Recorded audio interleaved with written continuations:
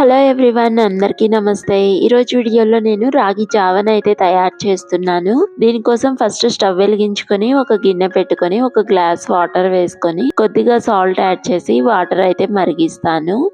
ఈలోపు ఒక గిన్నెలోకి ఒక స్పూన్ రాగి పిండిని కొద్దిగా వాటర్ని వేసుకొని ఉండలు లేకుండా బాగా మిక్స్ చేసుకున్నాను.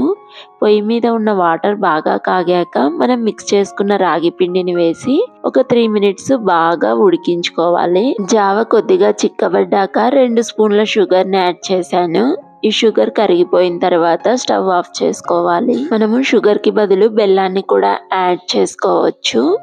ఇలా స్టవ్ ఆఫ్ చేసుకున్నాక మనము ఈ జావని బాగా మిక్స్ చేసుకోవాలి, లేకపోతే మొత్తం తెట్ట అయితే కడుతుంది.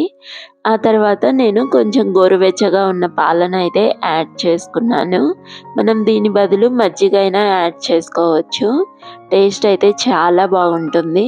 మనకు రాగులలో కాల్షియం పుష్కలంగా ఉంటుంది, అలాగే ఐరన్ కూడా ఎక్కువగానే ఉంటుంది. రక్తహీనతతో బాధపడేవారు దీన్ని ఆహారంగా తీసుకోవడం అయితే చాలా మంచిది.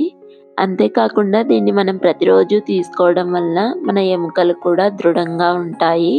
అంతేకాకుండా ఈ రాగి పిండిలో మనకి విటమిన్ సి కూడా ఉంటుంది. దీన్ని మనము క్రమం తప్పకుండా తీసుకోవడం వల్ల రోగనిరోధక శక్తి పెరగడంతో పాటు మన చర్మం కూడా ఆరోగ్యంగా ఉంటుంది. రాగి జావ తయారీ విధానం అలాగే హెల్త్ బెనిఫిట్స్ తెలుసుకున్నారు కదా. మరి ఈ వీడియో నచ్చితే లైక్ చేసి షేర్ చేసి సబ్స్క్రైబ్ చేసుకోండి. Bye bye.